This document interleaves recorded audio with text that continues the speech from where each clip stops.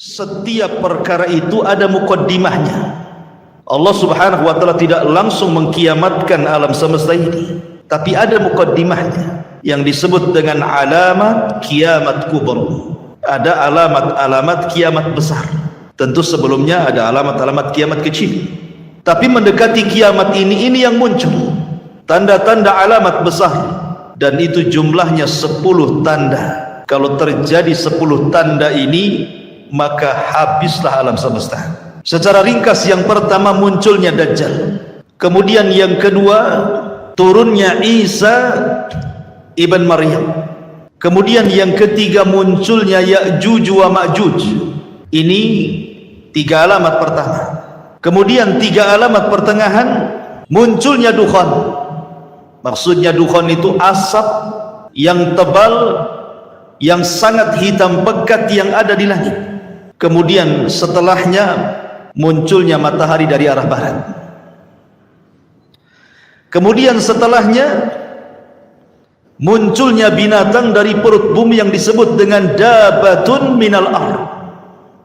Binatang melata bisa bicara, yang menstempel mukmin dan kafir. Ini 3 alamat pertengahan. Maka alamat yang terakhir 3 gempa. Gempa dari arah barat, gempa dari arah timur, dan gempa di Jazirah Arab, dan ditutup dengan api yang menggiring manusia dari Aden Yaman, dikumpulkan di Syam. Disitulah kiamat dibangkitkan. Inilah 10 tanda kiamat besar. Orang-orang yang beriman tidak akan merasakan tentang adanya kiamat besar, karena orang-orang yang beriman itu sebelum Israfil meniupkan sangkakalanya sudah diwafatkan oleh Allah Subhanahu wa taala dengan cara dikirim angin yang sangat-sangat dingin, kemudian menerpa setiap ketiak orang yang beriman walaupun punya iman sebiji zarah, maka akan wafat dengan angin itu.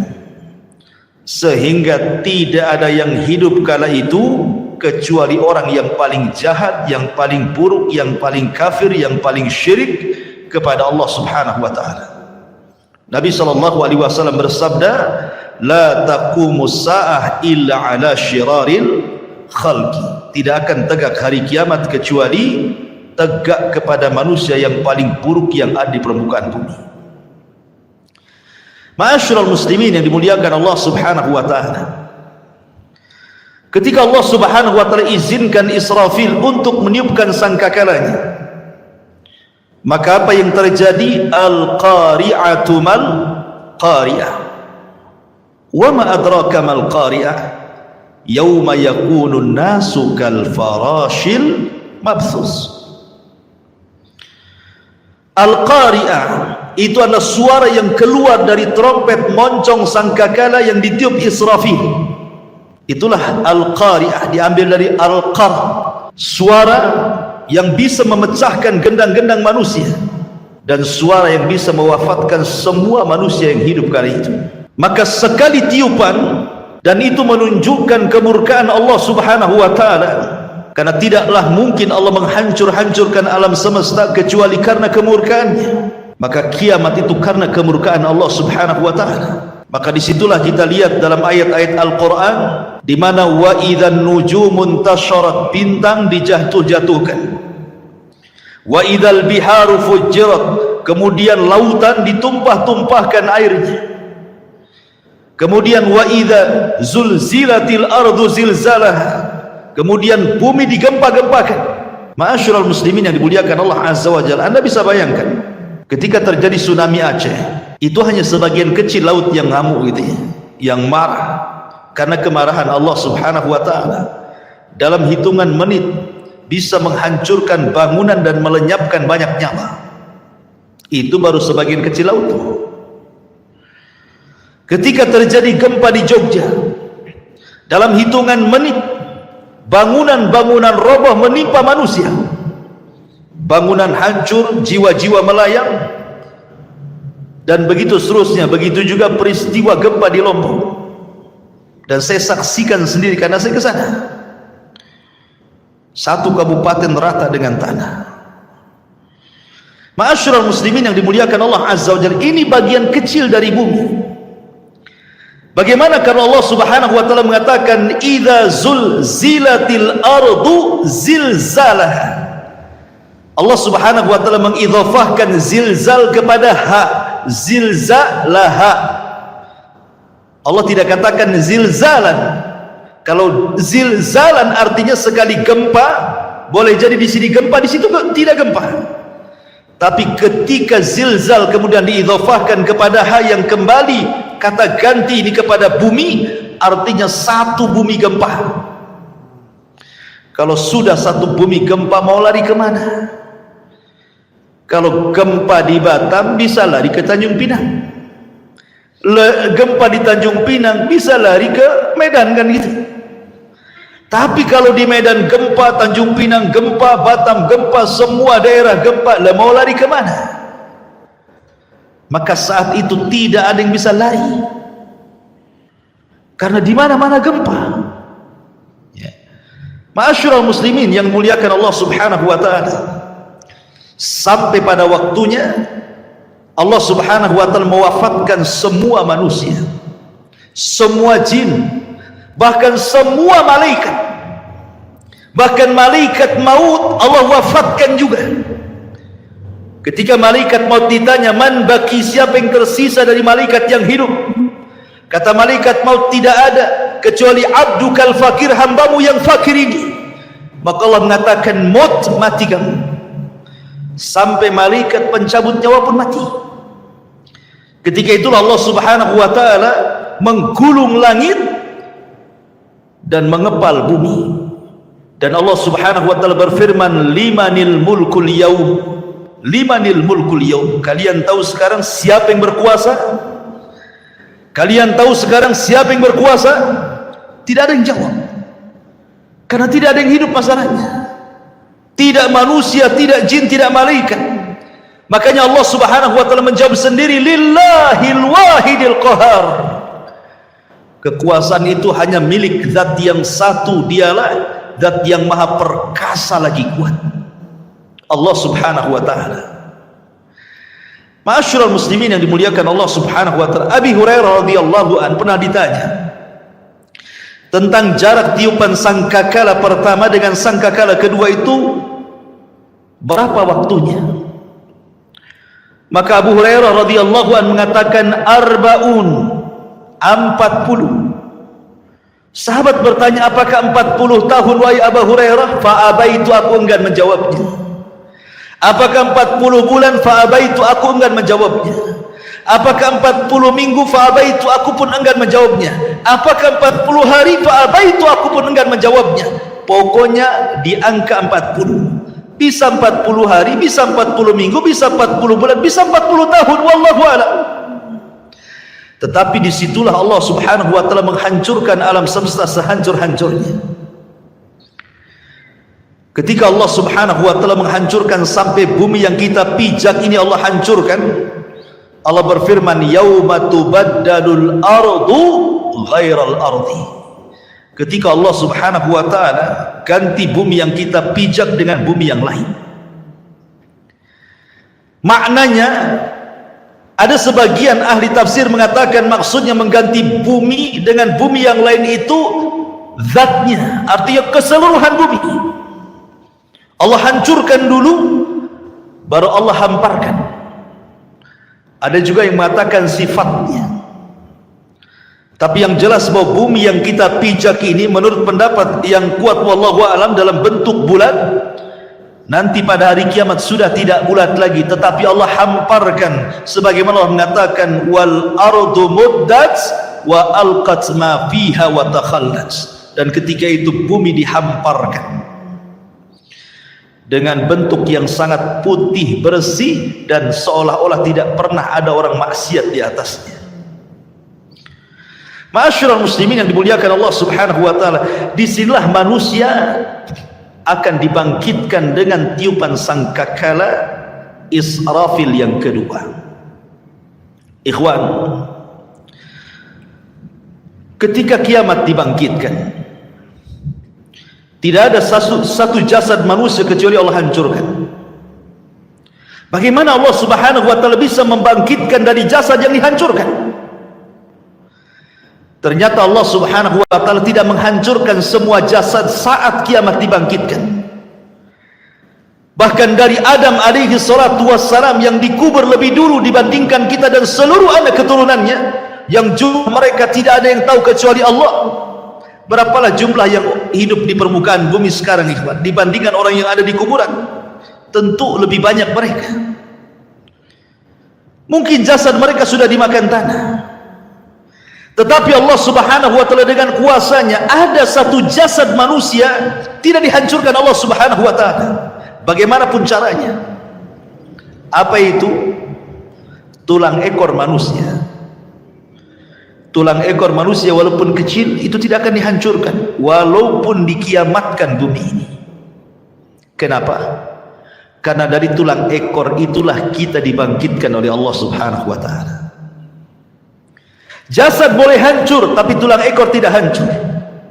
Jasad boleh hancur tapi roh tidak hancur. Ruh tetap Allah Subhanahu wa taala letakkan di mana? Kalau ruhnya orang-orang yang beriman Allah letakkan fil illiyin, di tempat yang paling mulia, yang paling tinggi. Tapi kalau ruhnya orang kafir diletakkan di tempat yang paling rendah, di dasar bumi yang paling rendah, yang paling dasar. Lah ketika tiupan sangkakala yang kedua, Allah Subhanahu wa taala berfirman, wa akhrajatil ardu athqalaha. Dan kami keluarkan beban-beban isi bumi ke permukaan. Wa alqat ma fiha wa takhallat. Dan kami lempar beban bumi dan semua ada di permukaan bumi. Tentu setelah bumi diganti dengan bumi yang baru. Ini jasad, belum ada ruh. Dan bagaimana Allah Subhanahu wa taala bisa membangkitkan dari tulang ekornya? Dalam hadis yang sahih Allah Subhanahu wa taala mengirimkan hujan, karena asal kehidupan itu dari air, dan kami jadikan air itu segala sesuatu bisa hidup, kan itu wa ja'alnal ma' kulla syai'in hayy. Kami jadikan air itu segala sesuatu hidup, maka Allah akan hujani itu bumi itu.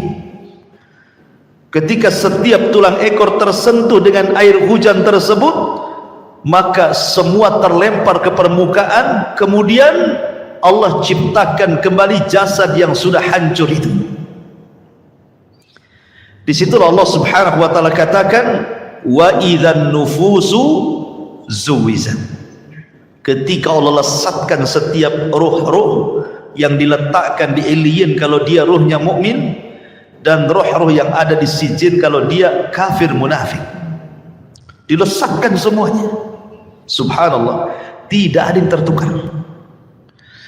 Ruh masuk ke jasad-jasadnya yang pernah dia tempati di bumi, semua akan melesat di situ.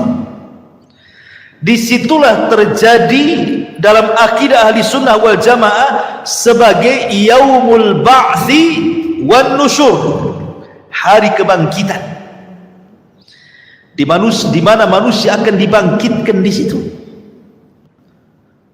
Bagaimana kondisi mereka dibangkitkan? Allah Subhanahu wa taala menyamakan kebangkitan manusia di padang mahsyar itu dengan dua binatang. Pertama dengan laron, dan yang kedua dengan belalang.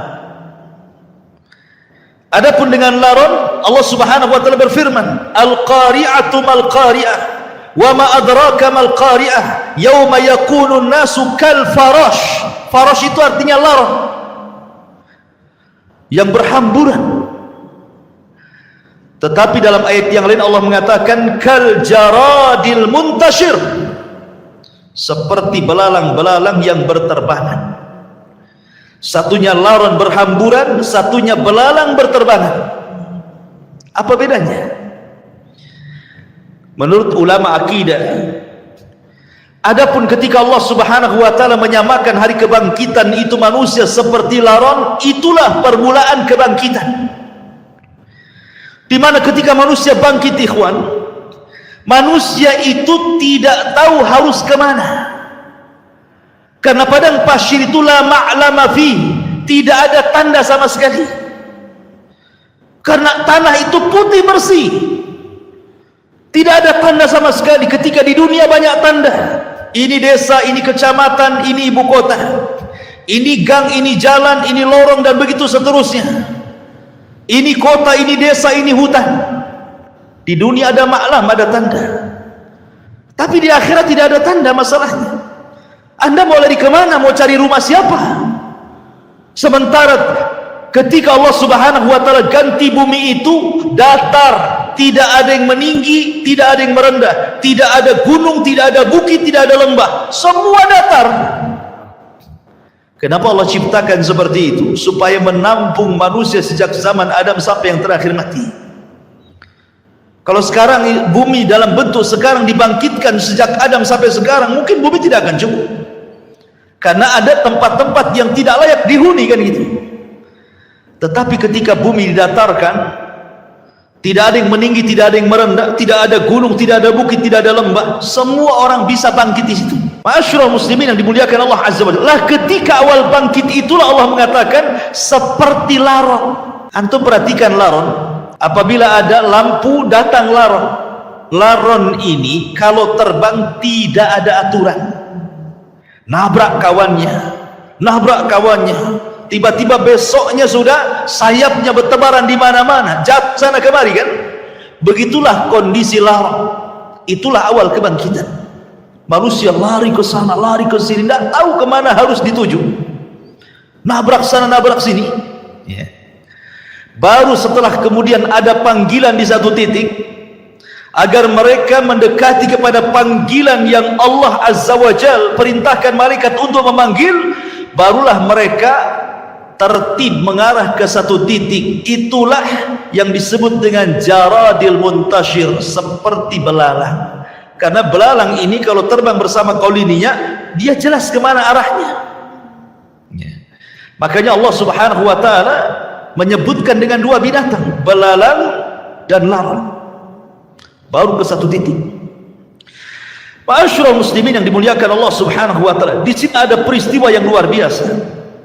Saat terjadi kiamat, ikhwan, semua bintang dan galaksi dijatuhkan dan ditubruk-tubrukan, kecuali dua bintang yang tidak dijatuhkan. Pertama matahari dan bulan tidak dijatuhkan. Justru matahari yang tidak mungkin berjumpa dengan bulan, karena ketika terbenamnya matahari muncul bulan, ketika bulan kemudian terbenam muncul matahari. Tidak mungkin bulan berjumpa dengan matahari. Tapi nanti pada hari kiamat Allah katakan wa jumi'a syamsu wal qamar, Allah gabungkan matahari dan bulan jadi satu. Inilah makhluk yang Allah subhanahu wa ta'ala kemudian diletakkan di atas kita 1 mil pada hari kiamat. Sampai rawi hadis ragu-ragu tentang bahasa mil dalam hadis itu. Apakah mil itu maknanya jarak? Ya, ada meter, ada kilo, ada mil. Ataukah mil itu alat untuk bercelak yang hanya 1 jengkal di atas kepala? Wallahu alam, kata perawi hadis. Anggaplah 1 mil itu di atas kepala itu maksudnya mil jarak. Itu saja ikhwatu fiddin sudah luar biasa panasnya, apalagi kalau di atas kepala. Padahal di dunia ini Allah subhanahu wa ta'ala sudah berikan keadilan, kan? Di mana matahari diletakkan pada porosnya, disesuaikan dengan daya kehidupan manusia, sehingga manusia tidak terlalu kedinginan, tidak terlalu kepanasan. Allah letakkan persis di porosnya. Kalau seandainya matahari yang di porosnya ini mendekat sedikit ke bumi, terbakar bumi. Kalau seandainya matahari di porosnya menjauh dari bumi, bekulah bumi. Makanya Allah letakkan itu supaya tidak beku dan tidak terbakar, pas di tempatnya. Tetapi Allah subhanahu wa ta'ala pada hari kiamat Allah kumpulkan matahari dan bulan. Walaupun kesudahannya matahari dan bulan ini kemana? Dimasukkan ke dalam jahannam. Sampai sahabat bertanya, Rasul, apa dosa matahari? Kenapa dimasukkan ke dalam jahannam? Maka Rasul mengatakan, dimasukkan matahari dan bulan bukan berarti dua makhluk ini berdosa, tidak, tetapi ingin membuktikan bahwa keduanya bukan Tuhan. Biar para penyembah bintang di bumi, para penyembah matahari dan bulan tahu bahwa matahari dan bulan itu bukan Tuhan, makanya dipendamkan ke neraka. Sehingga ahlun nar melihat matahari yang dipendamkan ke neraka, rupanya keduanya bukan Tuhan. Ya, memang bukan Tuhan. Makanya Allah mengatakan la tasjudu lisyamsi wala lilqamari wasjudu lillahi alladzi khalaqahunna in kuntum iyyahu ta'budun. Jangan sujud kepada matahari dan bulan, tapi sujudlah kepada yang menciptakan keduanya kalau kalian betul-betul beribadah kepada Allah Azza wa Jalla. Ma'asyiral muslimin yang dimuliakan Allah Subhanahu wa taala. Bagaimana manusia saat dibangkitkan? Nabi sallallahu alaihi wasallam bersabda, yuhsyarun nas yaumal qiyamah khufatan uratan ghurlan buhman. Aisyah radhiyallahu anha menceritakan, nanti pada hari kiamat manusia akan dikumpulkan khufatan, tanpa beralas kaki. Anda bisa bayangkan saat matahari di siang hari kemudian memanasi aspal yang ada di jalan-jalan. Coba Anda jalan tanpa alas kaki, rasakan panasnya. Atau di gurun pasir gitu ya.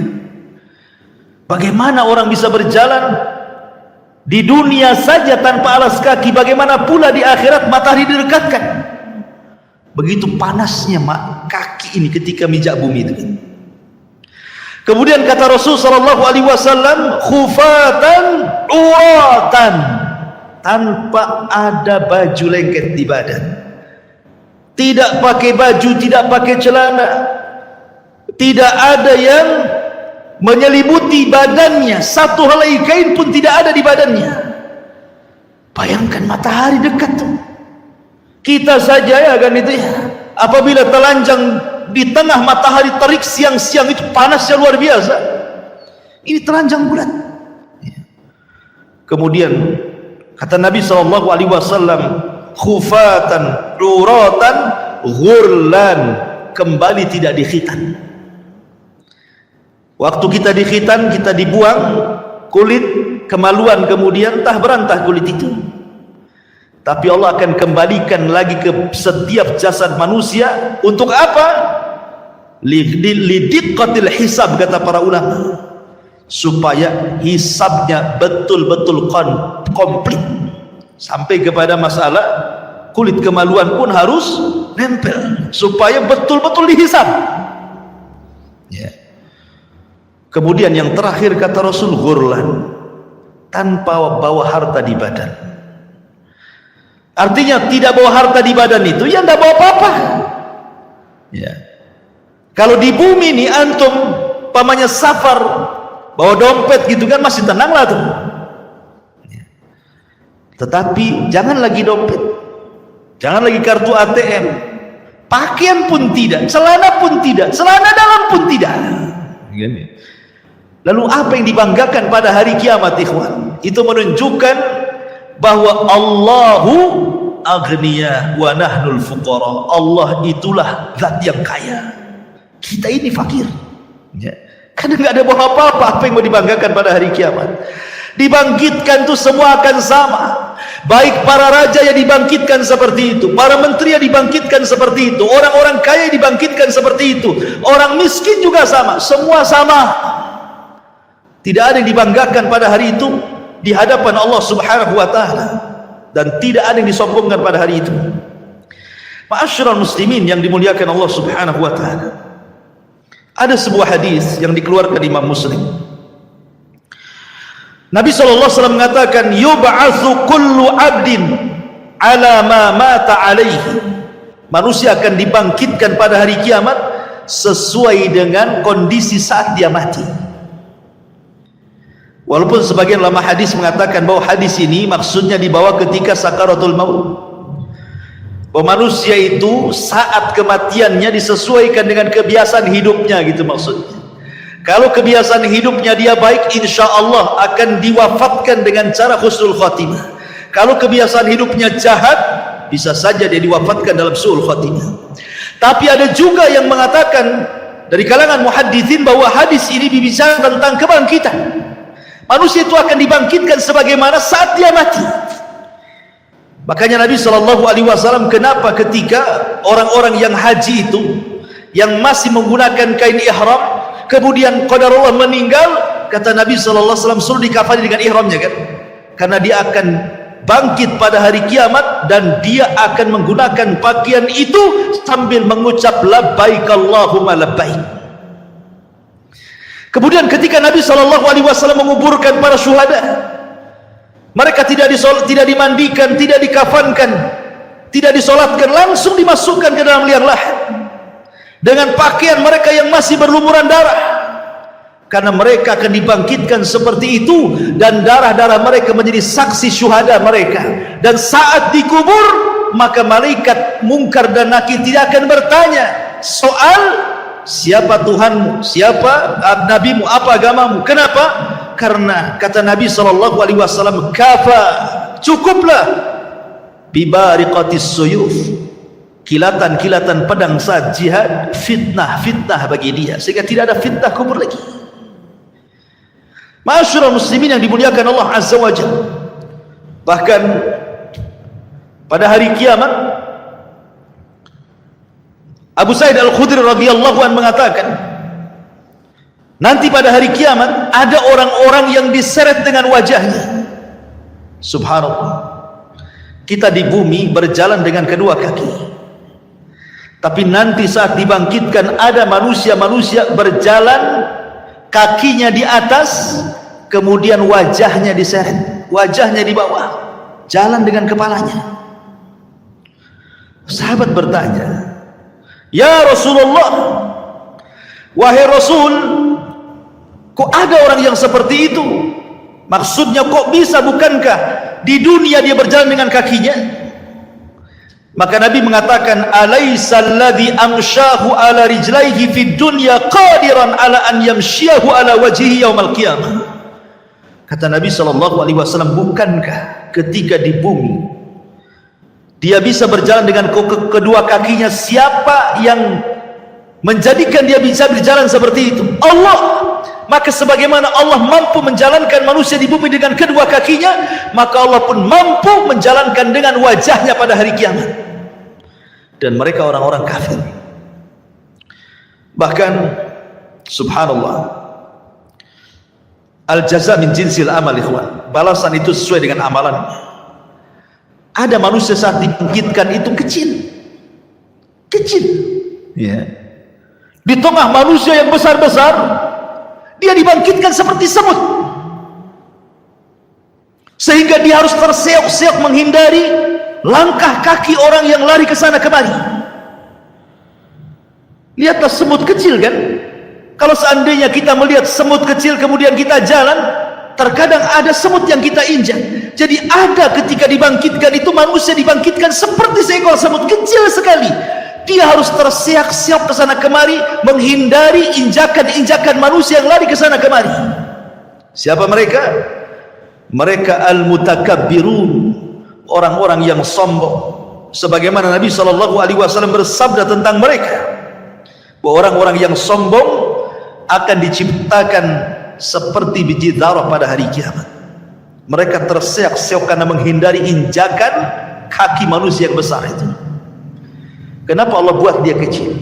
Karena ketika dunia dia merasa besar, ya kan, orang sombong itu kan merasa besar ya. Maka Allah buat kecil pada hari kiamat. Ada juga ma'asyiral muslimin yang dimuliakan Allah Azza wa Jalla, ketika dia bangkit, dia kemudian terseok-seok kayak orang mabok, tidak tahu harus kemana. Dan mereka adalah para pemakan riba. La yakumuna illa kama yakumul ladzi yatakhabbathu syaitanu minal mas. Pemakan riba itu nanti bangkit pada hari kiamat seperti orang yang kesurupan, yang dimasuki setan ke dalamnya, oyong ke sana kemari. Ada juga kata Nabi SAW, orang yang dibangkitkan itu buta, padahal di dunia dia melihat, sehingga dia kemudian mengatakan, Rabbi lima hasyartani a'ma wa qad kuntu basira. Rabb, kenapa kau bangkitkan aku dalam kondisi buta? Dulu di dunia aku melihat. Maka Allah Subhanahu wa taala mengatakan, ya, karena engkau ketika di dunia melupakan ayat-ayatku, sekarang kulupakan kau buat buta, kata Allah subhanahu wa ta'ala. Jadi macam-macam orang dibangkitkan itu. Ada yang berteriak-teriak memanggil-manggil Allah subhanahu wa ta'ala, ya Rabb, ya Rabb, tapi Allah tidak memandangnya sama sekali. Ada orang-orang yang tidak akan pernah dipandang pada hari kiamat, bahkan tidak akan diberikan rahmat, bahkan sudah disediakan azab yang pedih. Subhanallah ikhwan, kalau sampai kita tidak dipandang oleh Allah subhanahu wa ta'ala, berarti kita akan merasakan peritnya neraka jahanam. Siapa mereka? Kata Nabi SAW, salasatun la yukallimuhumullahu yawmal qiyamah wala yuzakkihim wala yanzuru ilaihim walahum adzabun alim. 3 orang tidak akan diajak bicara pada hari kiamat, tidak akan disucikan, tidak akan dilihat, bahkan azab sudah menunggu mereka. Pertama, syekhul zani, sudah tua tapi suka berzina, menunjukkan akhlaknya buruk.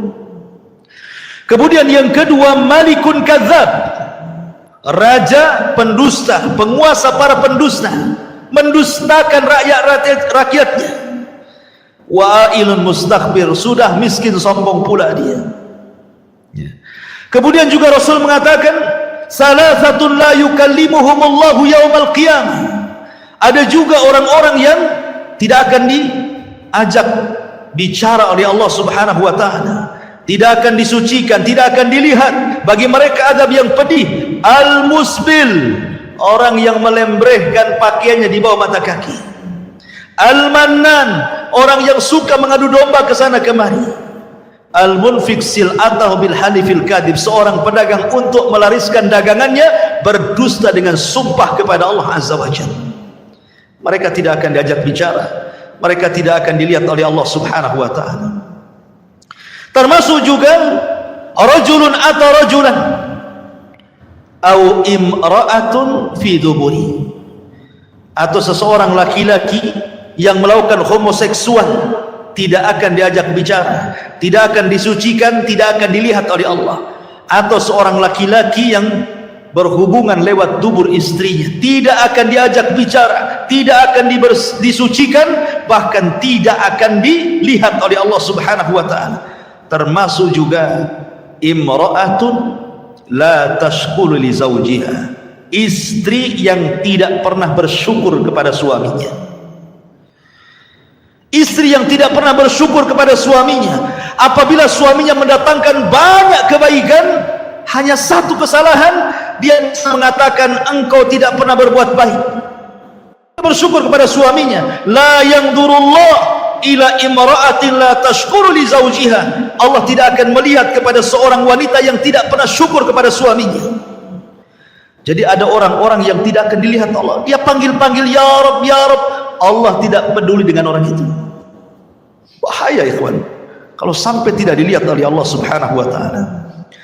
Lah ketika itu ma'asyiral muslimin, maka Allah subhanahu wa ta'ala mulai pisah-pisahkan manusia itu. Awalnya kan berkumpul tuh jadi satu.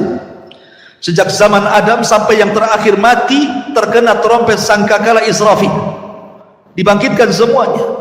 Di situ masih kumpul para nabi, para syuhada, para siddiqin, para salihin, orang awamnya, dari mulai zaman Adam sampai yang terakhir masih satu di padang mahsyar itu. Baru Allah pisah-pisahkan di situ. Apa kata Allah subhanahu wa ta'ala?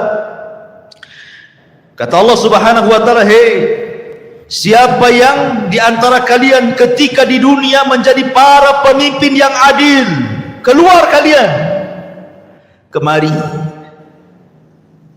berdirilah di bawah arsy Allah subhanahu wa ta'ala, kalian mendapatkan naungan.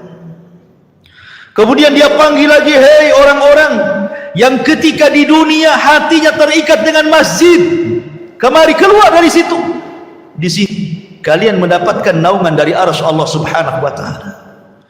Kemudian dipanggil lagi, hai orang-orang yang ketika di dunia suka berinfak sampai tangan kirinya tidak tahu diinfakkan tangan kanannya, sedekahus sir, kemari keluar, kamu harus bergabung di sini, kau mendapatkan naungan arsy Allah subhanahu wa ta'ala. Kemudian juga dipanggil yang lainnya, wahai anak muda yang ketika di dunia menjaga kehormatannya, tidak mau berzina karena takut kepada Allah, keluar, gabung di sana. Di sana kau mendapatkan naungan arsy Allah subhanahu wa ta'ala. Termasuk kalian yang saling mencinta karena Allah, membenci karena Allah, keluar, gabunglah kau di situ. Itulah yang disabdakan Nabi SAW, sab'atun yudhilluhumullahu fi dhillihi yawma la dhilla illa dhilluh. 7 orang yang akan mendapatkan naungan di hari yang tidak ada naungan kecuali naungan Allah subhanahu wa ta'ala. Mereka akan dikeluarkan, ya, akan dikelompokkan sesuai dengan amalan mereka, gitu maksudnya. Termasuk ahli sedekah, karena sedekah itu as-sadaqatu, bahwa sedekah itu akan mendapatkan naungan pada hari kiamat. Ma'asyiral muslimin yang dimuliakan Allah subhanahu wa ta'ala, lalu berapa waktu mereka harus tinggal di padang mahsyar itu?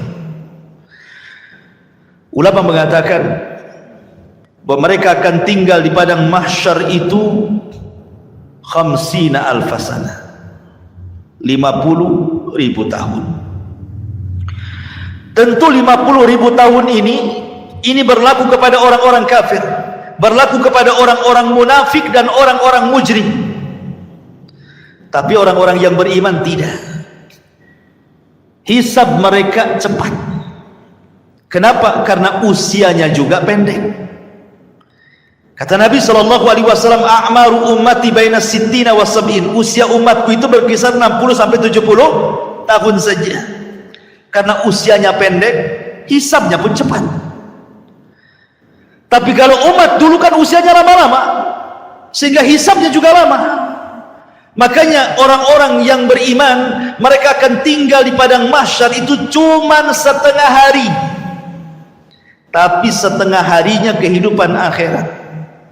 Berapa setengah harinya kehidupan akhirat? Allah mengatakan, inna yauman inda rabbika ka alfi sanatin mimma ta'udun. Satu hari kehidupan akhirat bila dibandingkan dengan kehidupan dunia sama dengan 1000 tahun.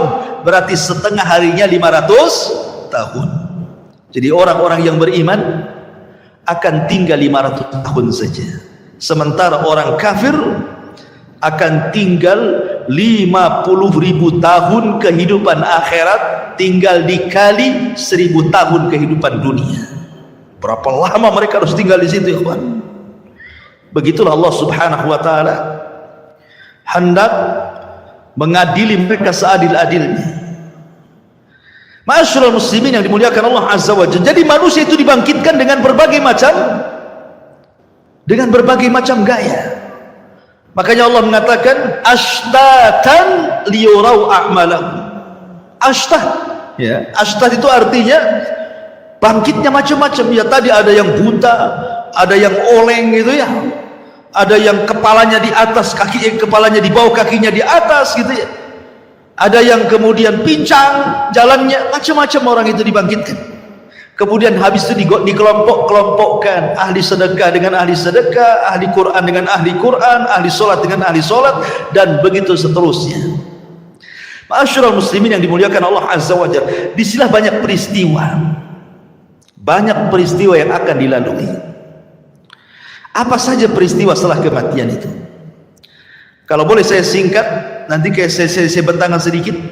Yang pertama sudah saya jelaskan, kebangkitan. Yang kedua, hasyar, pengumpulan manusia di padang mahsyar. Kemudian yang ketiga, al-haud, telaga. Manusia akan minum dari telaga. Kemudian yang keempat, syafa'atul uzma. Orang meminta syafaat kepada para nabi. Kemudian yang kelima, dimulai hisab. Kemudian yang keenam, barulah kemudian diterbangkan catatan.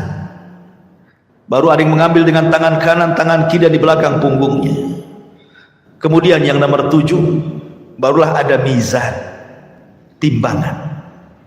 Kemudian yang nomor 8, barulah kemudian jahanam didatangkan, kemudian jembatan diletakkan di bawah jahanam.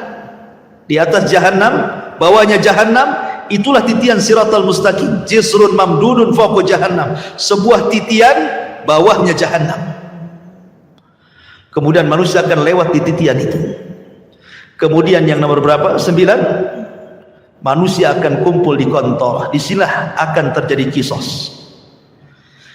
Tapi kisosnya sesama orang yang beriman. Tapi kalau kisosnya sesama orang kafir sebelum titian siratal mustaqim, baru setelah di kontor, barulah mereka akan berjubel di pintu-pintu surga.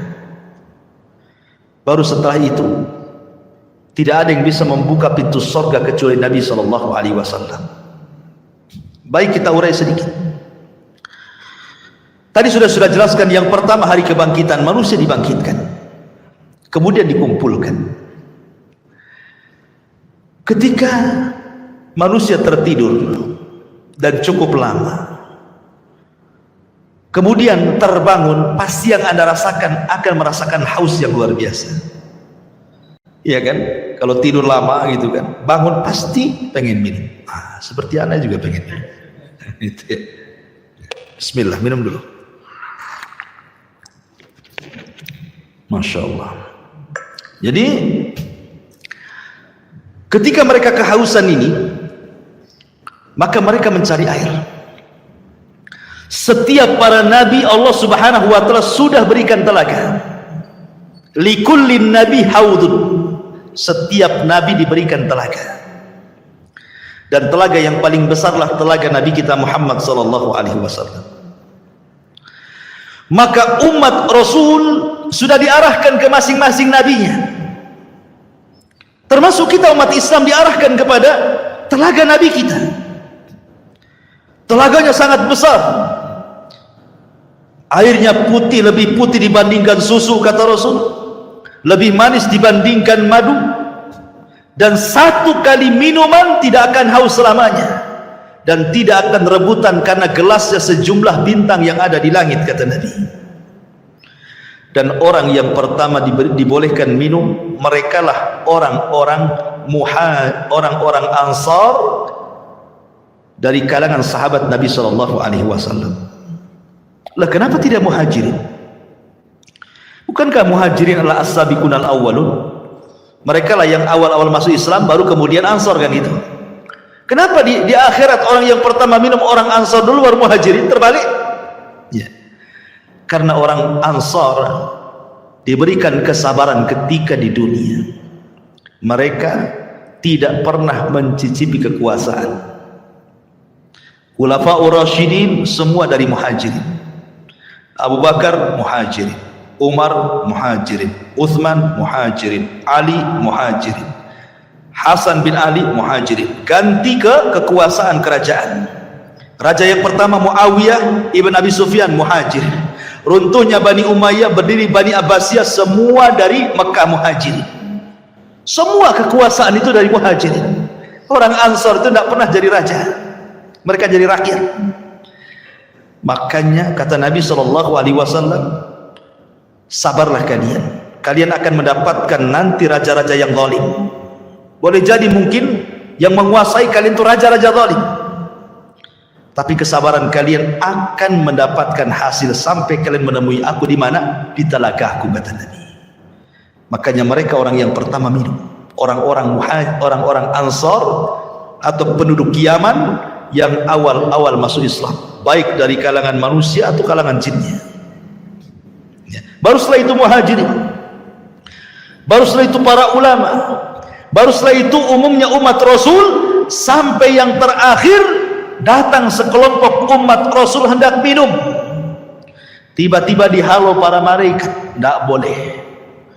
Nabi SAW kasihan dan mengatakan, ummati itu umatku, biarkan wahai malaikat, biar dia minum. Tapi kemudian Rasul diberitakan bahwa mereka tidak layak minum. Kenapa? Ya Muhammad, innaka la tadri ma ahdatsu ba'daka innahum ghayyaru wa baddalu. Wahai Muhammad, engkau tidak tahu apa yang terjadi sepeninggalmu. Mereka itu sudah merubah ajaran-ajaranmu. Mereka itu sudah menjauhi sunnah-sunnahmu. Mereka tidak layak minum dari telagamu. Makanya ulama mengatakan orang yang tidak akan minum dari telaga Rasul, pertama orang murtad, tidak akan minum. Yang kedua orang munafik, tidak akan minum. Yang ketiga orang yang mereka selalu menyelisih sunnah Rasul dari kalangan ahli bid'ah. Kemudian yang keempat para murtakib al-kabair, orang-orang yang senantiasa terus melakukan dosa besar. Mereka tidak layak minum dari telaga Nabi sallallahu alaihi wasallam. Ya. Padahal ikhwan, meminum dari telaga Rasul itulah yang menentukan nasib kita saat di padang mahsyar. Karena ketika matahari didekatkan, kita merasa haus. Sementara Rasul mengatakan siapa yang meminum satu teguk saja dia tidak akan haus selamanya, kan? Artinya bisa meringankan beban saat matahari didekatkan sebenarnya. Baru setelah kemudian mereka minum, ada yang minum, ada yang tidak, kemudian mereka berkumpul lagi di padang mahsyar, dibiarkan oleh Allah subhanahu wa ta'ala. Dengan matahari didekatkan, kemudian keringat dicucurkan, sampai-sampai keringatnya membanjiri, sampai kalau seandainya ada perahu dijalankan, perahu bisa jalan di keringatnya. Karena ada yang tenggelam selutut, ada yang tenggelam sepusat, ada yang tenggelam sedada, ada yang tenggelam telinga, ada yang tenggelam betul-betul dengan keringatnya sesuai dengan amalannya. Ya, ma'asyiral muslimin, ini menakutkan karena kumpulnya mereka saja sudah menakutkan. Kenapa menakutkan? Karena ketika di kuburan saja mereka sudah takut. Kan kalau orang-orang yang beriman masuk kuburan itu dibentangkan surga, ya kan? Ketika dia sanggup menjawab pertanyaan malaikat, siapa Tuhanmu? Allah. Siapa Nabimu Muhammad? Apa agamamu? Islam. Allah akan mengatakan dari langit, an sadaqa abdi, hambaku telah benar. Kalau begitu, bentangkan pintu dari sorga, hantarkan makanan, hantarkan minuman, hantarkan pakaian, hembuskan angin dari sorga supaya wangi kuburannya, kan itu? Artinya dia bisa melihat sorga di kuburan.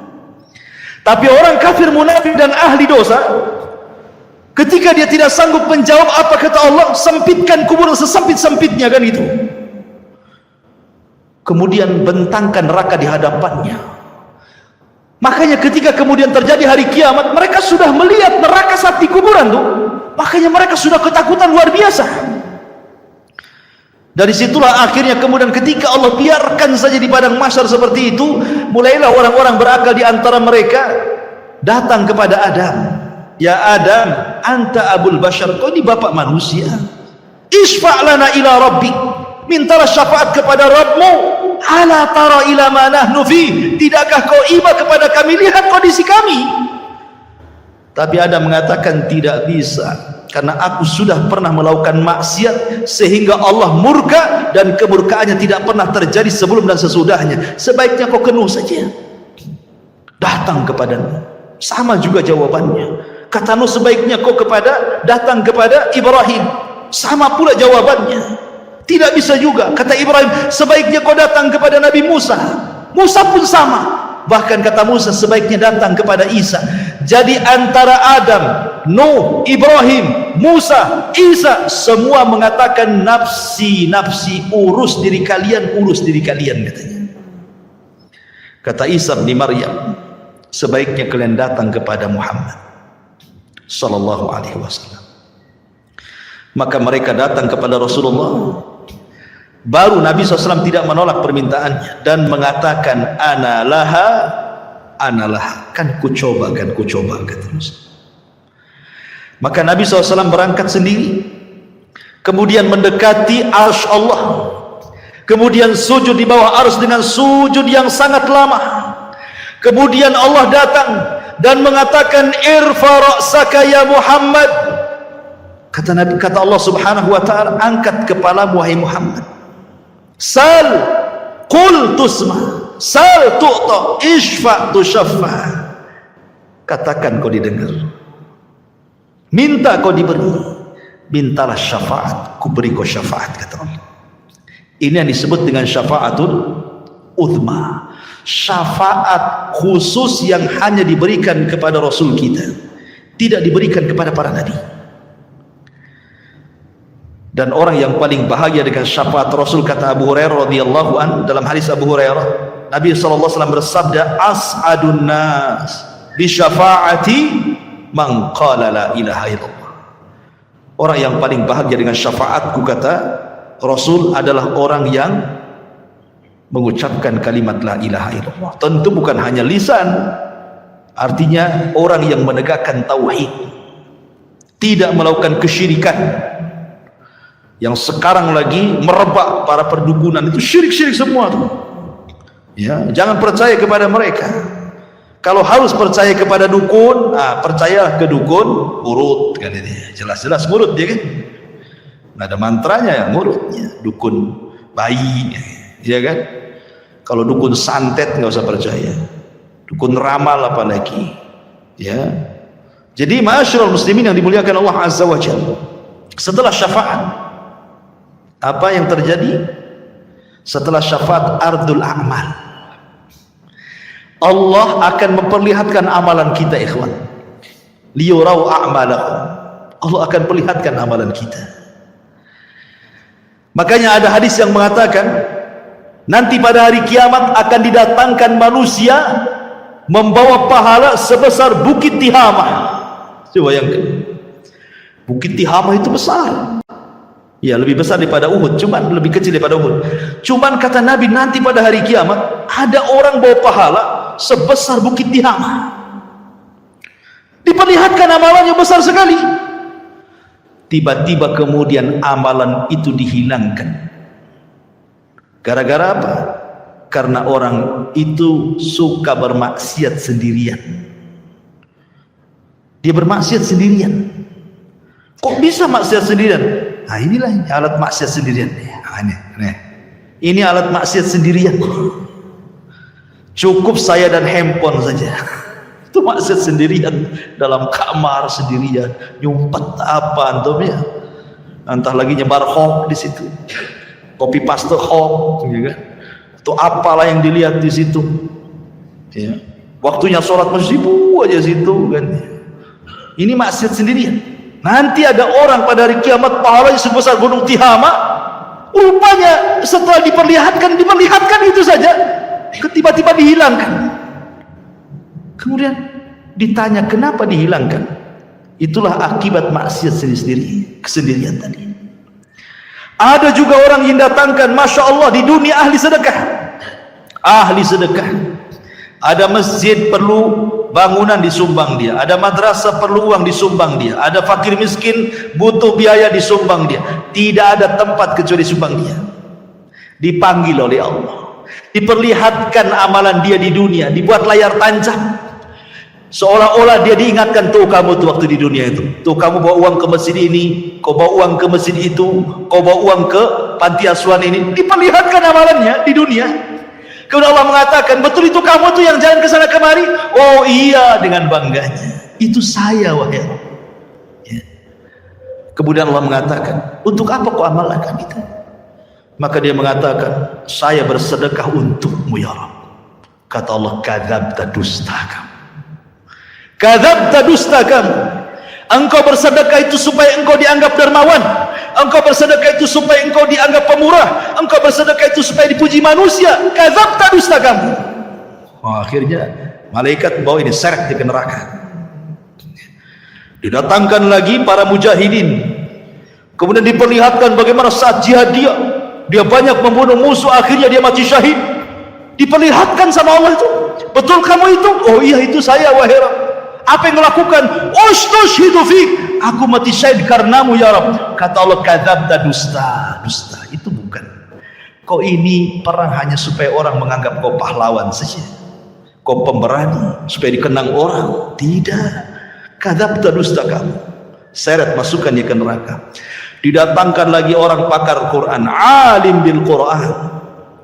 Sehari-harinya dia baca Quran, dia ajarkan Al-Quran, dia baca Quran, dia tegak kepada Allah dengan Al-Quran. Diperlihatkan, betul kamu itu yang semalaman salat dengan membaca Al-Quran? Oh iya, itu saya, wahai Rabb, katanya. Untuk apa kau lakukan? Oh, qara'tu fikal Quran, aku baca Quran untukmu ya Rabb. Kadzabta, dusta kamu membaca Quran itu supaya manusia menganggap kau qari, ahli pakar Quran. hebat dalam Quran, dan begitu seterusnya. Kadzabta, dusta kamu, syahidkan neraka. Jadi ada orang-orang yang diperlihatkan amalannya, itu disebut ardul a'mal namanya. Baru setelah ardul a'mal masuk pada perkara hisab. Ikhwan, hisab ini mencakup pertama orang kafir, kedua orang munafik, ketiga orang yang beriman. Adapun orang kafir ada yang mengatakan tidak dihisab. Apa yang mau dihisab? Amalannya sudah lebur-lebur. Makanya Allah mengatakan a'maluhum karamadin istaddat bihi, amal mereka sudah habis, lunas di dunia saja nggak diterima. Lalu apa yang mau dihisab? Ada yang berpendapat tidak akan dihisab orang kafir, langsung ke jahanam. Tapi ada juga mengatakan tetap dihisab, hanya sekedar formalitas untuk menunjukkan keadilan Allah Subhanahu wa taala. Orang munafik lebih jahat dibandingkan orang kafir. Maksudnya munafik i'tiqad ya, bukan munafik amal. Apa bedanya munafik i'tiqad dengan amal? Kalau munafik i'tiqad itu zahirnya Islam, hatinya kafir. Jadi dia masuk Islam dengan badannya, keluar dari Islam dengan hatinya. Tapi kalau munafik amal ini masih muslim, dia hanya meniru sifat munafik. Kalau ngomong dusta, kalau janji khianat, itu munafik amal namanya. Beda ya. Dia tidak dikeluarkan dari Islam. Jadi munafik yang dikeluarkan dari Islam itu yang mendohirkan Islam, menyembunyikan kekufuran, seperti orang-orang orientalis dan begitu seterusnya ya. Kan ada orang-orang misionaris yang ingin memurtadkan kaum muslimin, pura-pura masuk Islam. Adapun hisabnya orang-orang mukmin ada dua. Ada yang disebut dengan hisaban yasira, mudah hisabnya. Ada yang disebut dengan hisaban asira, sulit hisabnya. Apa bedanya? Kata Nabi SAW,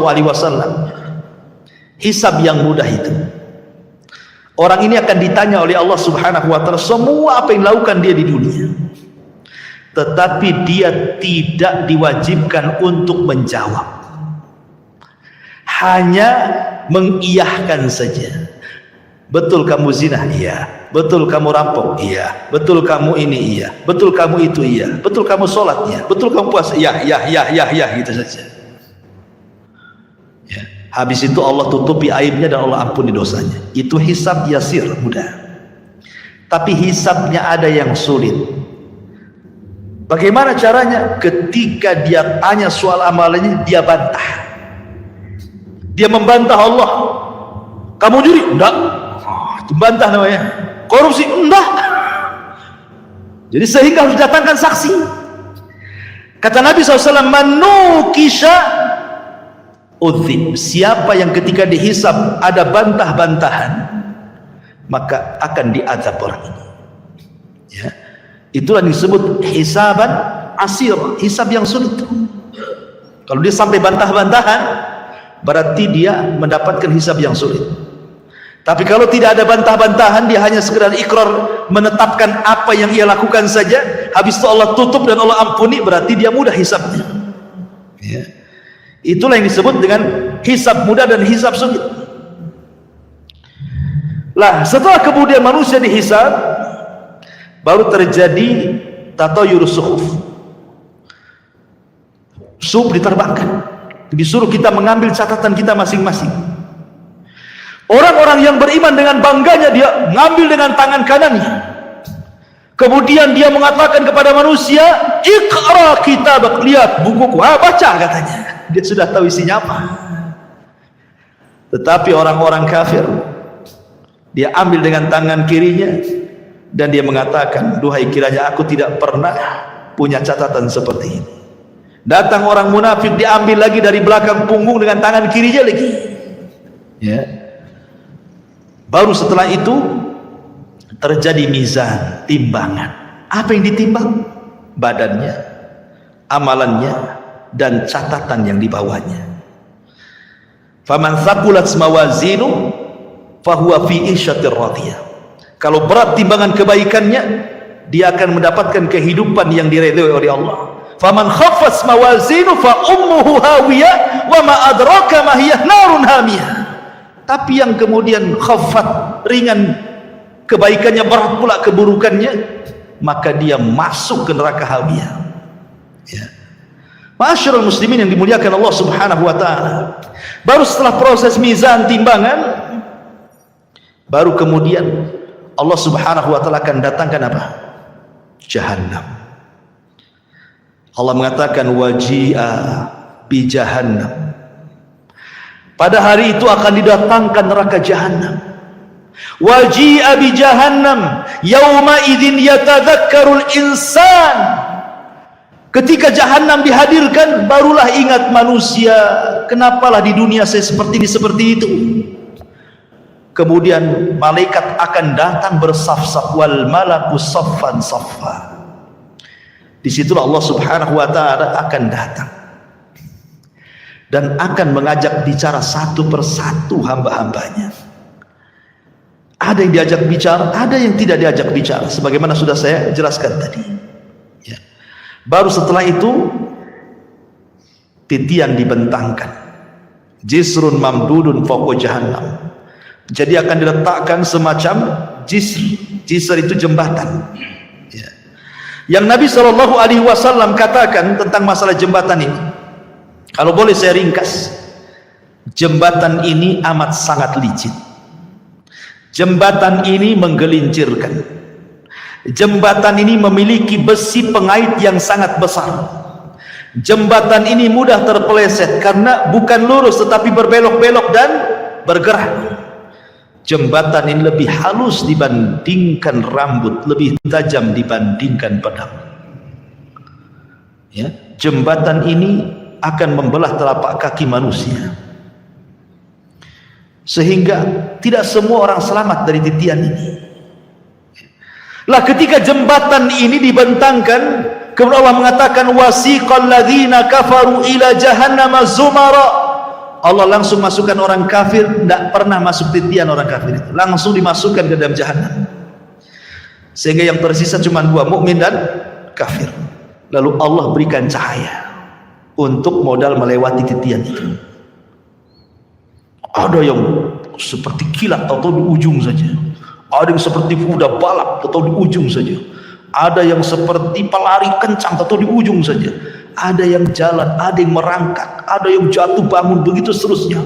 Karena ada kalalib di situ, ada kait mengait, ya, yang ujungnya seperti duri dan akan menghantam siapa saja. Kemudian kalau sudah terlempar dari jisr itu, dari titian itu, maka akan sampai di dasar jahannam itu setelah 70 tahun.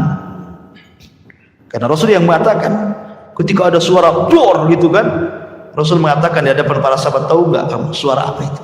Sahabat nggak tahu. Itulah batu yang dilempar dari atas titian setelah 70 tahun baru sampai sekarang dasarnya katanya. Naudzubillah. Ya. Ma'asyiral muslimin yang dimuliakan Allah Azza wa Jalla. Baru setelah kemudian mereka bisa menyeberangi titian, ada yang berhasil, ada yang tidak. Sampai di sini lelahnya? Tidak, masih lelah lagi. Ada namanya kontor. Kontor itu tempat kisos. Ingat, kontor itu hanya bagi orang yang beriman saja. Tapi kalau kisosnya antar orang kafir atau orang mukmin mendolimi orang kafir atau orang kafir mendolimi orang yang beriman, itu sebelum titian. Karena orang kafir tidak mungkin naik ke titian. Jadi kalau ada orang Islam mendolimi orang kafir, terjadi kisos di sini. Kalau ada orang kafir mendolimi orang kafir, terjadi kisos di sini. Termasuk juga binatang akan dikisos.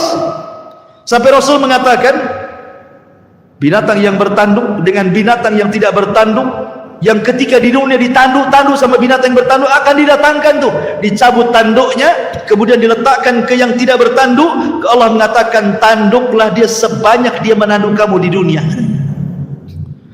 Disaksikan oleh manusia itu kisos kepada binatang itu, semua akan dikisos. Ya. Yang buaya makan kambing gitu ya, kemudian harimau makan kancil, semua akan terjadi kisos. Tapi selesai kisos, selesai hisab, apa kata Allah? Uni turoba, jadilah kalian tanah. Maka binatang-binatang itu semua jadi tanah. Orang-orang kafir menyaksikannya, tiba-tiba mereka mengatakan, ya laitani kuntu turoba, duhai kiranya aku jadi tanah seperti binatang itu, katanya.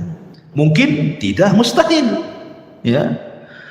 Lah ini kalau kisosnya Sebelum titian ini bagi orang-orang kafir, sementara kisosnya orang-orang yang beriman setelah titian. Inilah yang dikenal dalam hadis Nabi SAW sebagai hadis muflis namanya. Hadis orang bangkrut. Kata Nabi, atadruna mal muflis hadil ummah? Tahu nggak kamu orang bangkrut di antara umatku ini? Sahabat ya polos saja, orang bangkrut ya orang gulung tikar, usahanya kolab, nggak punya dinar, nggak punya dirham. Oh, itulah orang bangkrut, kata Nabi. Bukan. Orang bangkrut itulah orang yang datang dengan pahala salat, pahala puasa, pahala zakat, pahala-pahala lain-lainnya. Di satu waktu dia pernah mendolimi si fulan, mencaci maki, memukul si fulan, menumpahkan darah si fulan, mengambil harta si fulan, dan begitu seterusnya. Di sini terjadi antara barter pahala dan dosa. Jangan ke situ dulu kan, sini. Dulu kau memukul saya. Mana pahala? Diambil pahalanya. Mau pergi lagi ke pintu surga, tunggu dulu. Dulu kamu mencaci maki saya. Sini pahalamu. Berangkat lagi, tunggu dulu. Dulu kau yang menginjak kaki saya. Tunggu dulu. Akhirnya banyak orang yang minta pahala dia, habis pula pahalanya. Ketika habis pahalanya, masih ada juga. Ingat nggak? Dulu kau yang ambil uang saya. Sini pahalanya. Saya tak ada pahala. Tak apa kau tak ada pahala, aku punya dosa. Nih dosaku ambil. Begitu kan? Datang lagi. Dulu kau pernah menzalimi saya. Mana pahalamu? Tidak punya. Nggak apa-apa. Nih dosaku ambil. Bayangkan coba. Makanya Rasul mengatakan orang ini disebut orang bangkrut. Kalau ibarat pedagang itu modal habis, hutang pula numpuk. Orang ini habis pahalanya diberikan orang, dosa pula ditanggung dia, gitu maksudnya ya. Makanya disebut bangkrut orang ini. Kalau masih tersisa pahalanya, ada kesempatan masuk surga. Kalau tidak, dicemplungi lagi ke neraka. Di sini terjadi kisos, ikhwan, antar orang yang beriman. Bahkan yang mengeri adalah kisosnya pembunuhan. Karena awal yang pertama dihisab oleh Allah itu, kalau hak manusia adalah masalah darah, dan itu ketika proses hisab itu, yang pertama kali hak manusia adalah darah. Tapi kalau hak Allah sholat, yang pertama dihisab kalau hak Allah adalah sholat. Tapi kalau hak hamba masalah darah. Kata Abdullah ibn Abbas radhiyallahu anhu, orang-orang yang dibunuh itu akan membawa kepala, tangan kirinya diambil kepalanya. Jadi dia berjalan tanpa kepala. Walaupun ketika di dunia dibunuhnya bukan dipenggal kepalanya, mungkin diracun, mungkin dicekik, mungkin diapa gitu ya, mati. Tapi nanti pada hari kiamat orang-orang yang dibunuh tanpa kepala berjalan menghadap Allah, dan tangan kirinya membawa kepalanya sambil bercucuran darah di lehernya. Kemudian tangan kanannya membawa pembunuhnya dihadapkan kepada Allah. Kemudian dia mengatakan, ya Rabb, sal hada lima qatalani. Ya Rabb, tanya orang ini, kenapa dia sampai membunuh? Tanya, karena pembunuhan itu kan sebagaimana sabda Rasul nanti di akhir zaman, al-qatil la yadri fi ma qatal wal maqtul la yadri fi ma qutil. Orang yang membunuh bingung kenapa dia bisa membunuh, orang yang dibunuh lebih bingung lagi kenapa saya bisa dibunuh. Karena dalam Islam itu aturan bunuh membunuh sudah ada, qisas, atau dia berzina dan sudah menikah, atau karena dia murtad, dijelaskan begitu ya. Tapi gara-gara rebutan parkir bunuh-bunuhan, gara-gara waris bunuh-bunuhan, gara-gara masalah sedikit utang piutang bunuh-bunuhan, ini akan terjadi kisos. Dan kisos ini akan diulang. Walaupun di dunia kisos ini berlaku, tetap akan diulang. Karena yang namanya kisos itu belum memuaskan sebuah keadilan. Walaupun sesuai dengan syariat Islam. Apalagi tidak sesuai dengan syariat Islam. Yang sesuai dengan syariat Islam saja tidak memenuhi keadilan. Contoh, si A membunuh si B, yang satu preman.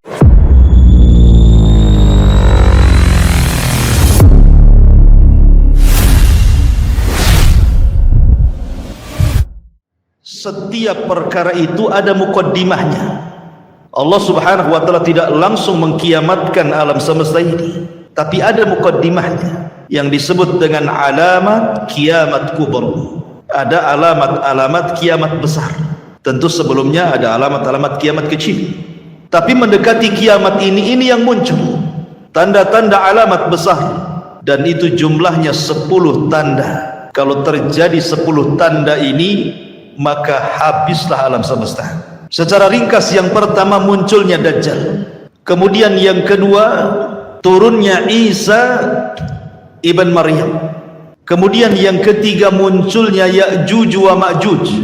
Ini 3 alamat pertama. Kemudian 3 alamat pertengahan, munculnya dukhan. Maksudnya dukhan itu asap yang tebal, yang sangat hitam pekat yang ada di langit. Kemudian setelahnya munculnya matahari dari arah barat.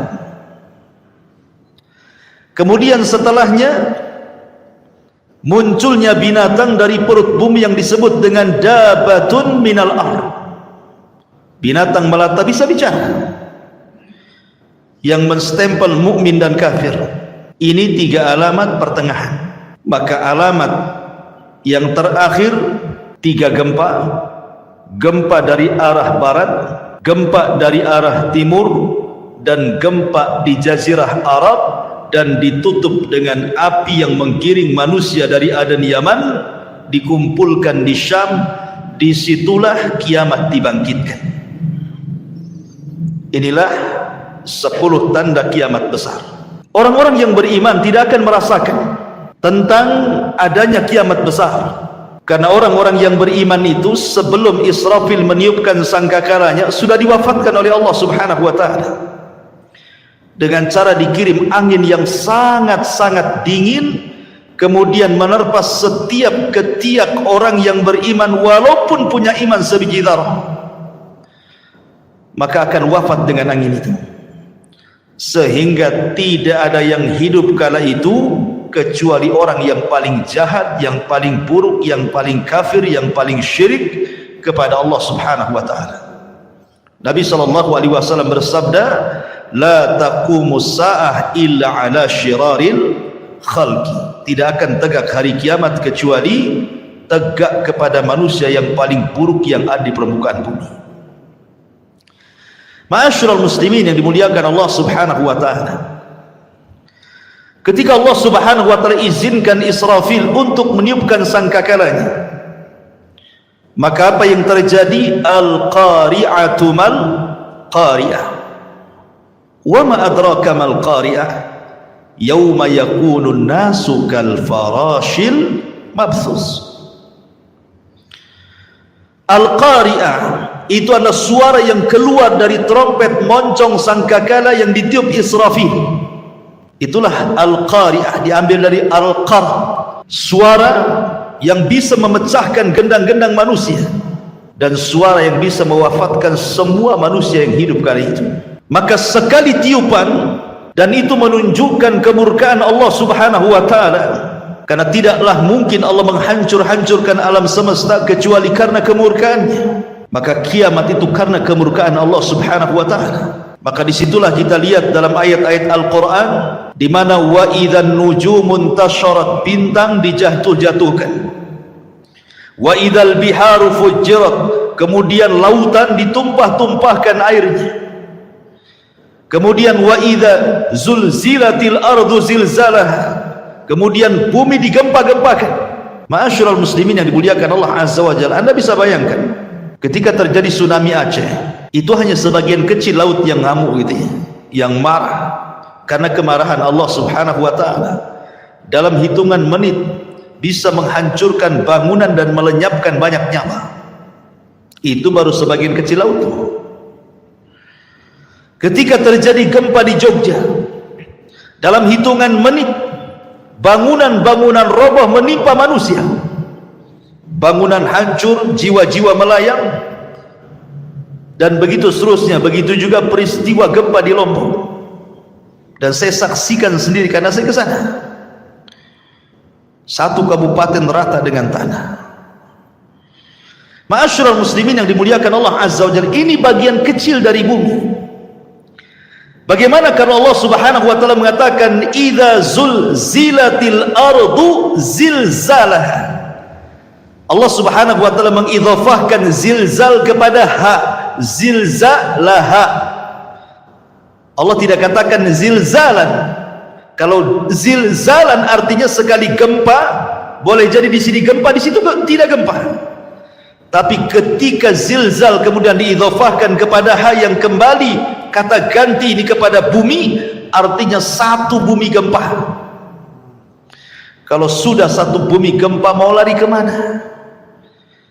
Kalau gempa di Batam bisa lari ke Tanjung Pinang, gempa di Tanjung Pinang bisa lari ke Medan, kan gitu. Tapi kalau di Medan gempa, Tanjung Pinang gempa, Batam gempa, semua daerah gempa, lah mau lari kemana? Maka saat itu tidak ada yang bisa lari, karena di mana-mana gempa. Ya. Ma'asyiral muslimin yang muliakan Allah Subhanahu wa taala, sampai pada waktunya Allah Subhanahu wa taala mewafatkan semua manusia, semua jin, bahkan semua malaikat. Bahkan malaikat maut Allah wafatkan juga. Ketika malaikat maut ditanya, man baki, siapa yang tersisa dari malaikat yang hidup? Kata malaikat maut, tidak ada kecuali abdukal fakir, hambamu yang fakir ini.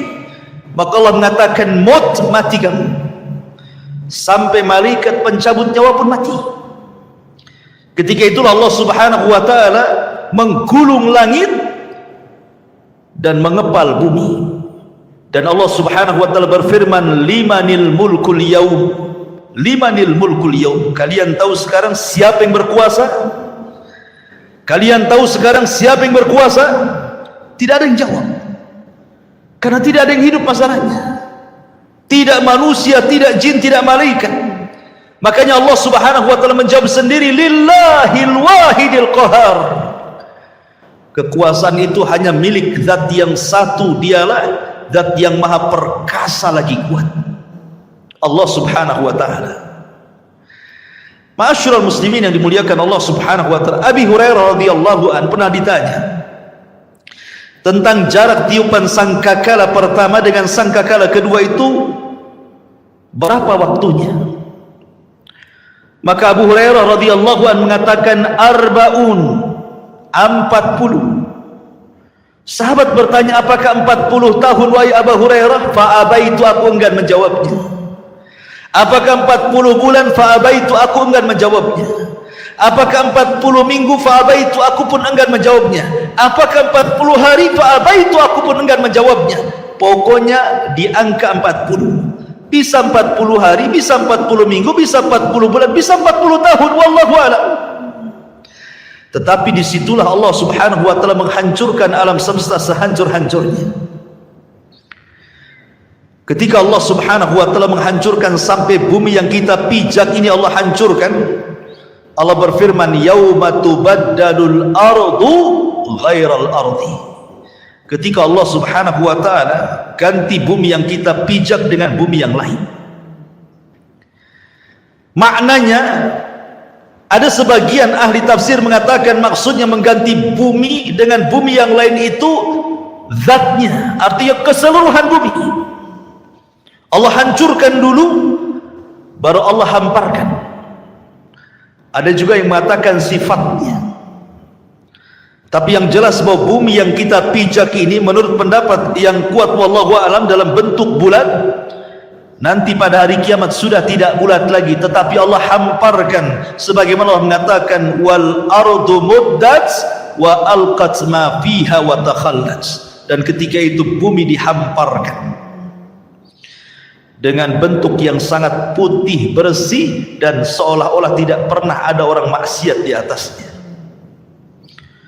Ma'asyiral muslimin yang dimuliakan Allah Subhanahu wa taala, disinilah manusia akan dibangkitkan dengan tiupan sangkakala Israfil yang kedua. Ikhwan, ketika kiamat dibangkitkan, tidak ada satu jasad manusia kecuali Allah hancurkan. Bagaimana Allah Subhanahu wa taala bisa membangkitkan dari jasad yang dihancurkan? Ternyata Allah Subhanahu wa taala tidak menghancurkan semua jasad saat kiamat dibangkitkan. Bahkan dari Adam alaihi salatu wassalam yang dikubur lebih dulu dibandingkan kita dan seluruh anak keturunannya, yang jumlah mereka tidak ada yang tahu kecuali Allah. Berapalah jumlah yang hidup di permukaan bumi sekarang ikhwan dibandingkan orang yang ada di kuburan? Tentu lebih banyak mereka. Mungkin jasad mereka sudah dimakan tanah, tetapi Allah subhanahu wa ta'ala dengan kuasanya ada satu jasad manusia tidak dihancurkan Allah subhanahu wa ta'ala, bagaimanapun caranya. Apa itu? Tulang ekor manusia. Tulang ekor manusia walaupun kecil itu tidak akan dihancurkan walaupun dikiamatkan bumi ini. Kenapa? Karena dari tulang ekor itulah kita dibangkitkan oleh Allah subhanahu wa ta'ala. Jasad boleh hancur tapi tulang ekor tidak hancur. Jasad boleh hancur tapi roh tidak hancur. Ruh tetap Allah subhanahu wa ta'ala letakkan di mana? Kalau ruhnya orang-orang yang beriman Allah letakkan fil illiyin, di tempat yang paling mulia, yang paling tinggi. Tapi kalau ruhnya orang kafir diletakkan di tempat yang paling rendah, di dasar bumi yang paling rendah, yang paling dasar.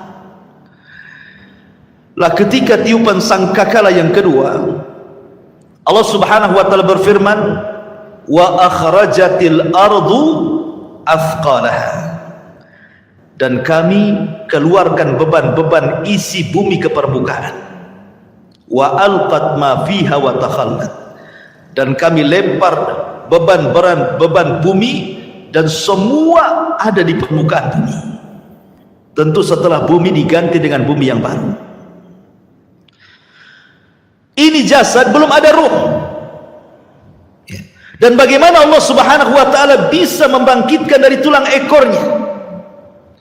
Dalam hadis yang sahih Allah subhanahu wa ta'ala mengirimkan hujan, karena asal kehidupan itu dari air, dan kami jadikan air itu segala sesuatu bisa hidup, kan itu wa ja'alnal ma'a kulla syai'in hayy, kami jadikan air itu segala sesuatu hidup.